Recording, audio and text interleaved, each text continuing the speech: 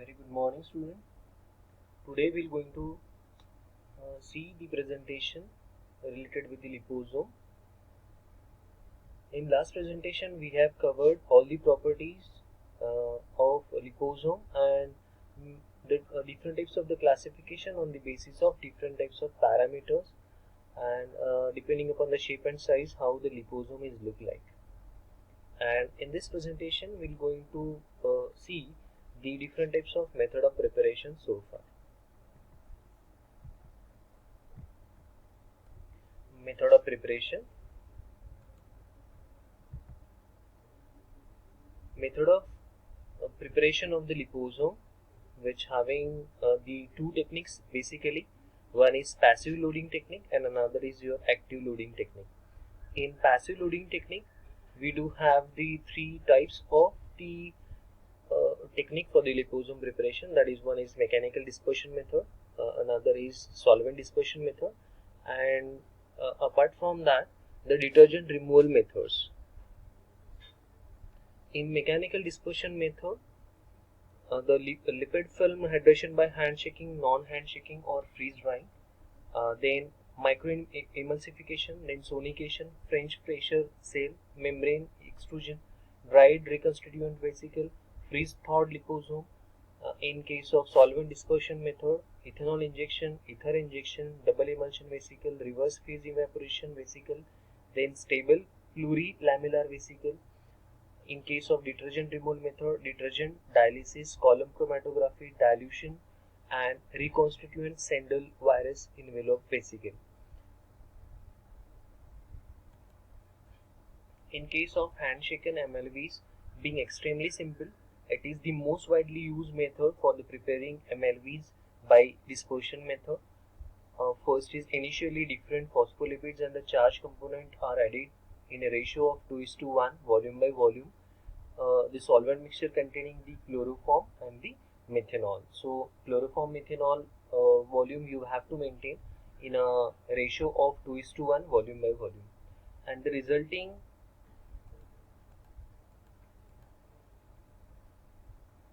second one is the resulting mixture is then transferred to a round bottom flask, that is RBF, which is attached to a rotary evaporator and rotated at 60 rpm.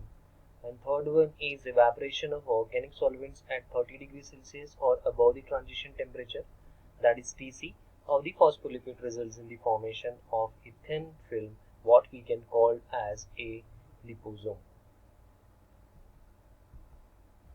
Fourth one is, even after the appearance of the dry film, the rotation of the flask is continued for another 15 minutes. The evaporator is then removed from the vacuum source and filled with nitrogen gas. The pressure inside the evaporator is increased such that the pressure inside and outside the RBF becomes equal. The RBF is then transferred to a lyophilizer to remove any organic solvent. The next step is the dispersion of hydration or hydration of the film. Nitrogen gas is introduced in the RBF and 5 ml of saline phosphate buffer solution containing the material to be encapsulated is added.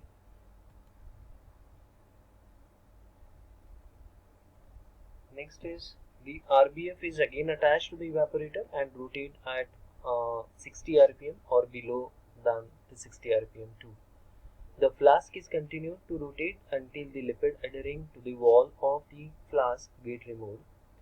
A homogeneous milky white practical free suspension obtained is allowed to stand for about 2 hours at room temperature or above the TC, that is transition temperature of the lipid. Complete hydration or swelling gives rise to MLVs, that is multilamellar vesicles, that is nothing but your liposome.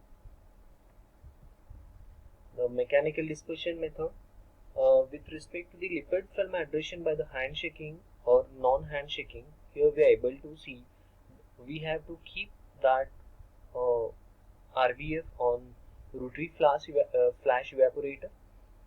Then we'll have to make it rotate at the certain RPM.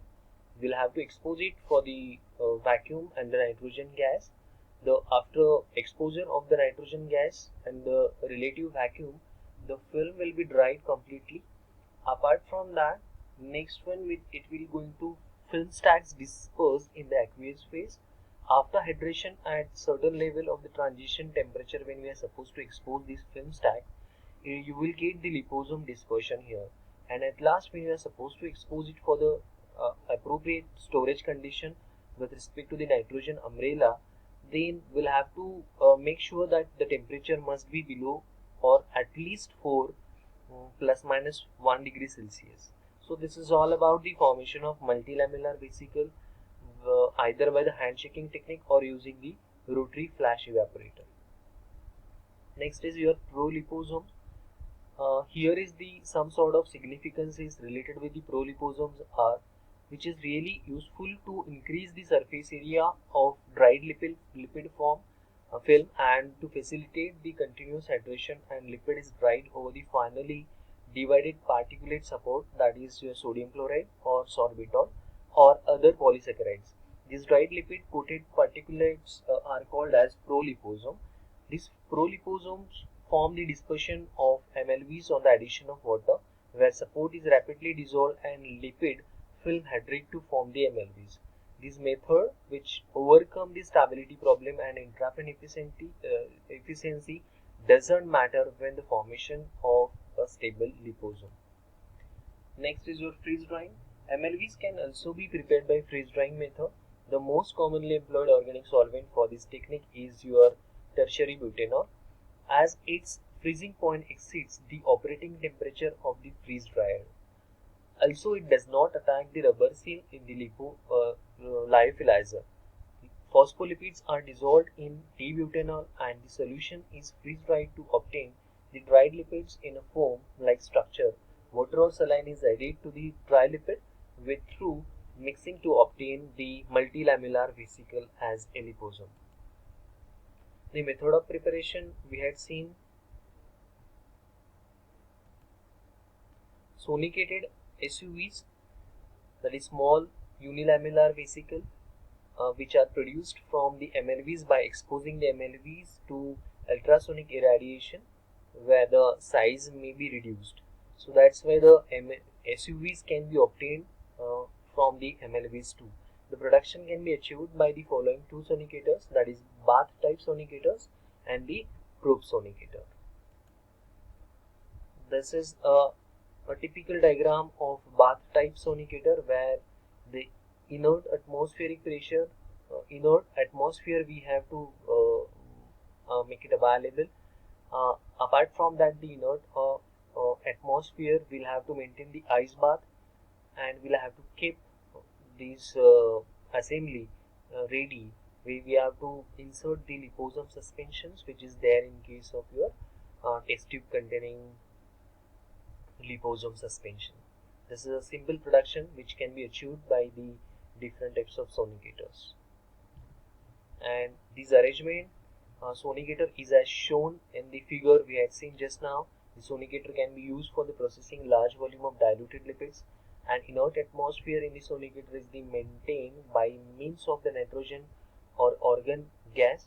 The advantage related with this bath sonicator is temperature of the product can be controlled as the temperature of the ice bath can be controlled.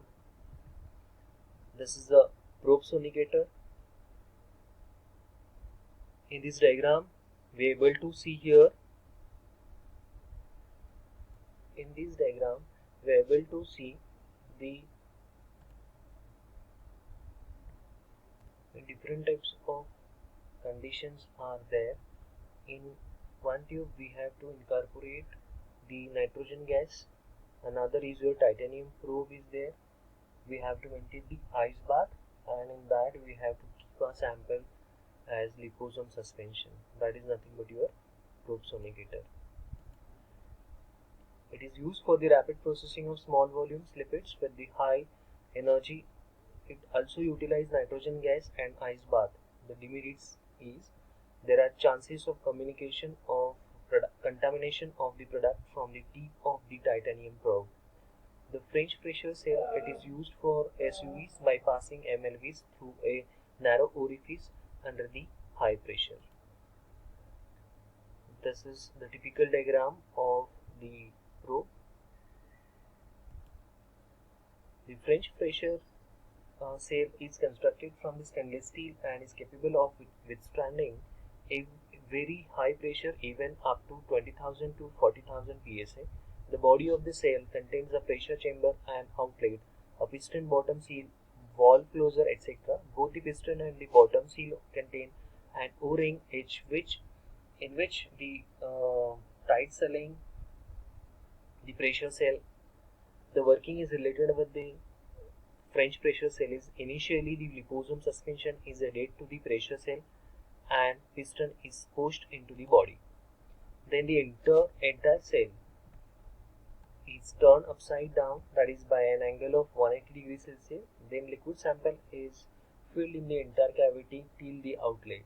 After filling, the bottom seal is pressed down and the pressure cell is closed. The cell is brought back to upright position and the pressure is developed in the cell using hydraulic pressure. After sufficient pressure has been developed in the pressure cell, the valve is opened very slowly and product is allowed to exit in a dropwise manner. French pressure cell. With the help of this, we can also formulate the liposome. This technique yields rather uni or oligolamellar liposome or of intermediate size of 30 to 80 nanometer in diameter depending upon the applied pressure. Dispersion of MLVs can be converted to the SUVs by passage through a small orifice under the high pressure. MLV dispersions are placed in the French pressure cell and extruded at about 20,000 psi at 40 degrees Celsius by multiple extrusion. 4.5 past about 95% of the MLVs get converted into the SUVs, which can be determined by the size exclusion chromatography. So in diagram we are able to see here the different types of the component of the French pressure cell, which consists of piston, sample and outlet, and with the aid of these component we are able to convert the different types of MUVs into the SUVs successfully. Next one is MEL, that is microemulsification liposome. Microfluidizer is used to prepare the small MLVs from concentrated lipid dispersion. This lipid can introduce into the fluidizer either as a dispersion of large MLVs or as a slurry of unhydrated lipids in organic medium. Microfluidizer pumps the fluid at very high pressure, around 10,000 psi and 600 to 700 bar through 5 micrometer orifice. Then it is forced along defined microchannel which direct two streams of fluid to collide together at right angles at a very high velocity, thereby affecting an efficient transfer of energy. The fluid collected to be recycled through the pump and interaction chambers until vesicles of the spherical dimensions are obtained. After a single pass, the size of vesicle is reduced to a size of 0.1 to 0.2 micrometer in diameter.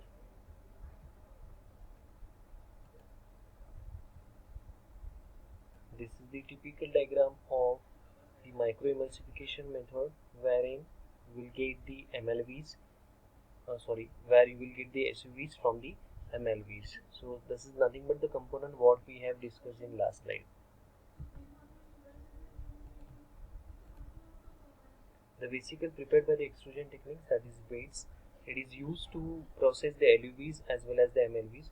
Liposome prepared by these techniques are called as membrane filter extrusion liposome. The 30% capture volume can be obtained using high lipid concentration. The trapped volume in the process is 1 to 2 liter per mole of the lipid. It is due to their ease of production, readily selectable vesicle diameter, batch to batch reproducibility, and freedom from the solvent or surfactant contamination is possible. So next we'll going to discuss the membrane extrusion liposome and another different types of methods in next session. Thank you so much.